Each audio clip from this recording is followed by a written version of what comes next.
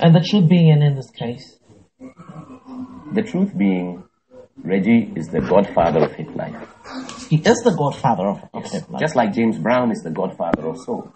James Brown didn't invent soul. He was not the first soul musician. He's not the first person to say, I got soul. It was there before James Brown came along. So there's a difference between the originator and the godfather?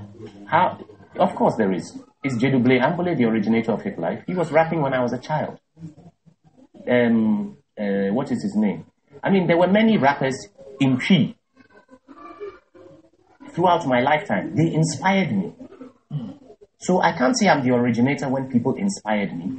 I worked with Reggie from 1990 till 1992. From 92 to 94, my wife managed him. And Reggie is one of my oldest and dearest friends. I've known Reggie since we were 10 or 11 years old. You know, it is... I never spoke the truth in order to discredit Reggie. I simply spoke the truth in order to give credit to those who were there, not only before Reggie, but before me. I came back to Ghana. Excuse me. I came back to Ghana 93, 94. And there was Hiplife in Ghana when I came. And at that time, Reggie was living with me. We were living in the same house in London. You know, so I can't, as much as I love Reggie, I cannot get up and say Reggie invented Hiplife when we were all listening to Hiplife and we were all calling it Hiplife before Reggie came to Ghana. You know, so it's not, I'm just saying, I don't say so to take anything away from Reggie. I say so to make people realize that a movement is created by a large number of people, starting from 1972 when Jeduble Ambole was rapping. You know, there is an interesting story. In 1972, a lot of American artists came to Ghana for an event called Soul to Soul. Those American artists, many of them stayed at the Meridian Hotel in Tema. Jeduble Ambole was the resident band at the Meridian Hotel at the time. These Americans who came to Ghana, they came to hear rap music for the first time. And they took it back to America. So rap music doesn't even come. Ambole was rapping before any Americans we know. So Ambole is right in a way when he says that I started Hiplife in Ghana. He is correct. When I was 6 years old, I was, in fact, one of the pivotal moments in my life was around 73 or 74. I was watching television with my father.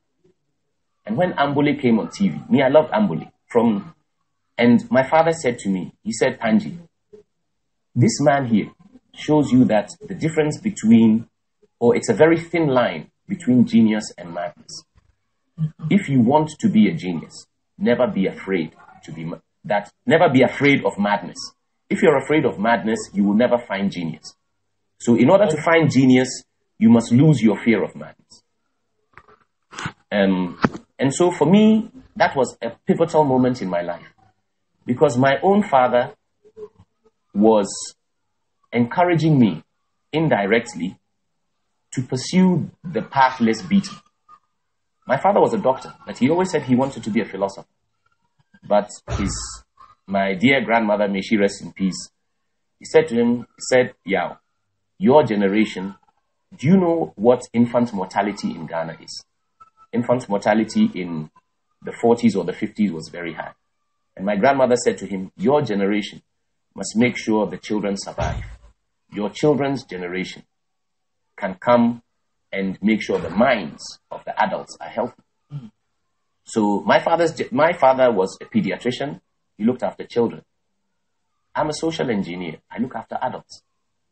Because until we start thinking critically, until we start thinking liberally, until we start thinking freely, we are slaves.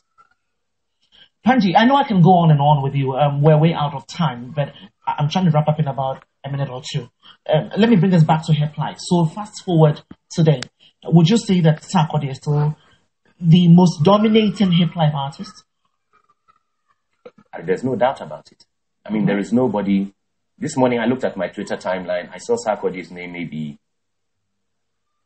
40 out of 100 tweets was Sarkodie. So you cannot question Sarkodie's dominance. But no condition is permanent. For the last maybe 7 or 8 years, I have believed the Pono is the future. And as much as I like Sarkodie, I think I still believe the Pono is the future. Why? Because he is more than rap. He's a singer, he's a composer, he's everything. And the future is about everything, you know. And in fact, rap music is dying. Rap music came for a purpose. Rap music came to remind us of how important rhythm is in lyrics. In 1995, when I was in Atlanta, Akon was a rapper. 5 years later, he was a singer. And it is Akon as a singer with the timing of a rapper that made him so successful. So, my advice to every rapper, Charlie, go and learn how to sing. Rap, I know my direct hat today is going to, do justice to me, but it's okay. Listen, when you have Panji, you just can't end it like that. But hopefully I can bring you back another time. We can get to talk about... I've enjoyed this morning your assistants gave me coffee, looked after me very well. I know. It's been a wonderful morning. I know. Ellie's not just beautiful on the air, beautiful everywhere. So thank you again for making it here. Hopefully we get to talk about content for TV and radio, considering your background with the BBC, you know, in some future conversations. So yes, Panji, I'm off my guest for this morning. A lot of messages have been